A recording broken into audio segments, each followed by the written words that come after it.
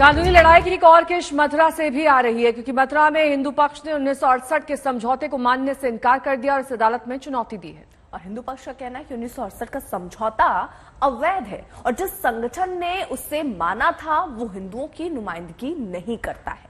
अब नई अर्जी पर कोर्ट में सुनवाई है।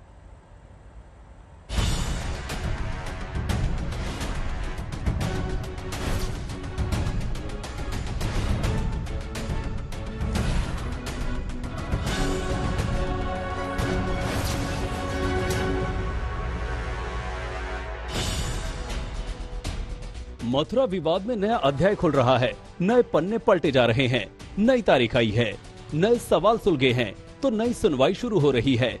मथुरा की अदालत में एक बार फिर बहस इन सवालों पर होगी कि क्या ईदगाह की जमीन श्री कृष्ण जन्मभूमि की है?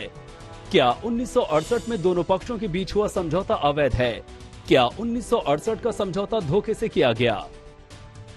आपको याद होगा कि 19 मई 2022 यानी बीते गुरुवार को मथुरा की जिला अदालत ने एक बंद मुकदमे को दोबारा सुनवाई का आदेश देते हुए नए सिरे से खोल दिया था।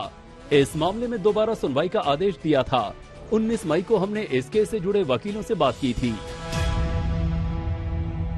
रिवीजन कोर्ट ने हमारा रिवीजन अलाउ कर दिया इस ग्राउंड पे, कहते हुए कि every worshipper have right to file suit with respect to deity property. यानी आपकी जो अब याचिका थी वो सिविल कोर्ट में सुनी जाएगी। और वो याचिका क्या थी?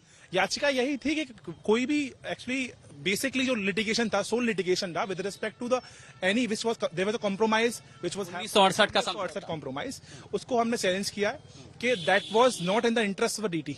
यानी आज अदालत ने ये कहा है कि सिविल सूट में 1968 का जो समझौता था उस पर ट्रायल होगा, उसके संबंध में दाव चलेगा। दरअसल मथुरा का मामला अयोध्या और काशी से थोड़ा हटकर है। वो इस तरह कि इस केस में दोनों पक्ष समझौते पर पहुंचे थे। इस केस की पूरी टाइमलाइन पर गौर कीजिए।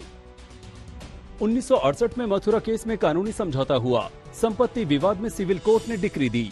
2020 में सिविल कोर्ट के आदेश को चुनौती दी गई। सितंबर से अक्टूबर 2020 के बीच 10 केस दाखिल हुए। सबसे अहम केस रंजना अग्निहोत्री का माना गया। रंजना अग्निहोत्री केस में धोखे से समझौते की दलील दी गई। केस के जरिए विवादित जमीन पर मालिकाना हक मांगा गया। 30 सितंबर 2020 को सिविल जज ने दावा खारिज किया। सिविल जज ने समझौते को वैध माना। जनवरी 2021 में सिविल जज के आदेश को चुनौती दी गई। 19 मई 2022 को जिला अदालत ने दोबारा सुनवाई का आदेश दिया। अब तमाम हिंदू संगठन कह रहे हैं कि इस मामले में फिर से सुनवाई होनी चाहिए और ईदगाह में धार्मिक कार्यों पर फौरन रोक लगनी चाहिए। ईदगाह को सील किया जाए, इसका सर्वे कराया जाए, क्योंकि दूसरा पक्ष सबूतों को नष्ट कर सकता है। ये अपनी मनमानी करके सारे का सारा मामला जो तथ्य वहां पर हैं उनको मिटा सकते हैं, खराब कर सकते हैं। तो हमने निवेदन किया कोर्ट के आगे कि छुट्टियों से पहले पहले यहां पर भी कमीशन अपॉइंट करके जो तथ्य हैं सारी जुटाएं। मुस्लिम समाज पूरा ये कोशिश कर रहा है कि जो 1 महीने का समय अभी कोर्ट बंद होगी और कोर्ट ने दिया है, इस 1 महीने के दौरान में उस ढांचे में अनेक तरीके के वो बदलाव कर सकते हैं। जो हमारे हिंदू प्रतीक चिन्ह हैं उनको मिटा सकते हैं, अपने कुछ नए प्रतीक चिन्ह उसमें बना सकते हैं। तो हम बिल्कुल नहीं चाहते कि मुस्लिम समाज को 1 दिन का भी समय दिया जाए। तो हमने पुनः कोर्ट से ये निवेदन किया है कि वो तुरंत वहां पर सर्वे कराने का, वीडियोग्राफी, फोटोग्राफी कराने का आदेश दें। मथुरा केस की सुनवाई में पूजा के अधिकार का भी मसला शामिल है।